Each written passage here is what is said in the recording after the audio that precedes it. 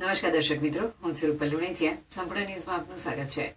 Deesa railway station પર food corporation of India દ્વારા લાવવામાં આવેલ ઘઉંનો જથ્થો ઉતારવાની કામગીરી અટકી પડતા મોટો વિવાદ સર્જાયો છે. પ્લેટફોર્મ પર પહેલેથી જ ખાતરનો મોટો જથ્થો અનલોડ થયેલો હોવાને કારણે એફસીઆઈના અધિકારીઓ ઘઉં ઉતારની સ્પષ્ટ ના પાડી દીધી છે. જોકે આ બાબતે એફસીઆઈના અધિકારીઓ અને કર્મચારીઓ દ્વારા દાવો કરવામાં આવ્યો છે કે ઘઉંના ઉતારા દરમિયાન અંદાજે 8 થી 10 ટન જેટલો માલ પ્લેટફોર્મ પર ઢોળાય છે. જો ખાતરના જથ્થાની બાજુમાં જ ઘઉં ઉતારવામાં આવે તો ખાતર અને ઘઉં એકબીજામાં ભળી જવાની પૂરેપૂરી સંભાવના છે. આ બાબતે પાલનપુર એફસીઆઈ મેનેજર પીઆર મીનાએ જણાવ્યું હતું કે જો ખાતર અને અનાજ સાથે મિક્સ થાય અને આ ઘઉં બજારમાં પહોંચે તો ગંભીર સ્તરે ફૂડ પોઈઝનિંગનો થવાનો ભય રહે છે. લોકોના સ્વાસ્થ્ય સાથે ચેડા થાય તેવું જોખમ અમે લઈ શકીએ નહીં. આ બાબતે એફસીઆઈના કોન્ટ્રાક્ટર પાર્થ ખત્રીએ કહ્યું હતું કે આ સમગ્ર ગંભીર બાબત અંગે રેલવે વિભાગને લેખિત રજૂઆત પણ કરી હતી અને તાત્કાલિક પ્લેટફોર્મ પરથી ખાતરનો જથ્થો હટાવવા માટે માંગણી કરી હતી.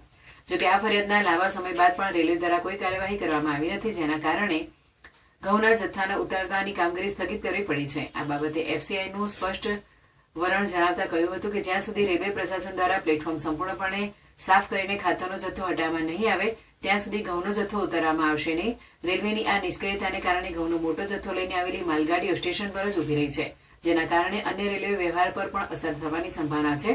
અત્રે ઉલ્લેખનીય છે કે જનતાના સ્વાસ્થ્ય માટે અત્યંત સંવેદનશીલ એવા ઘઉં અને ખાતરને એક જ જગ્યાએ રાખવાની બેદરકારી દાખવનાર રેલવે વિભાગ આ અંગે ક્યારે પગલાં લેશે અને શું ગંભીર પરિણામો આવે પછી જ રેલવે પ્રશાસન જાગશે તે એક મોટો સવાલ છે.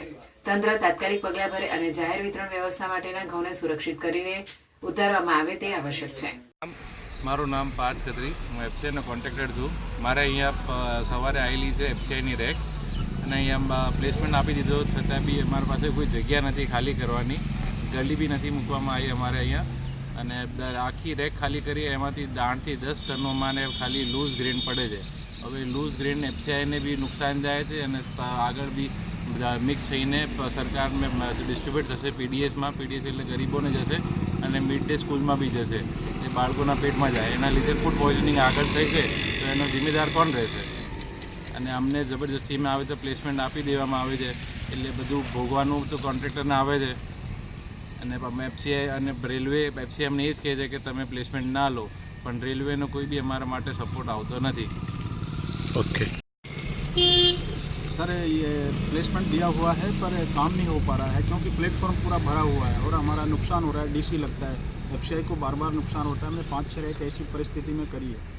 फूड पॉइजनिंग के लिए कभी ये हो सकता हाँ, है? हमारा ये खाने का ग्रेन है, इसलिए क्वालिटी का मैटर भी हो सकता है. इसलिए हमारा निवेदन है कि पूरा कंप्लीट होने के बाद हमको ये काम शुरू करें. आपने रेलवे विभाग को कोई रजूआत? रेलवे विभाग को हमने टाइम टू टाइम लिखित में दिया हुआ है.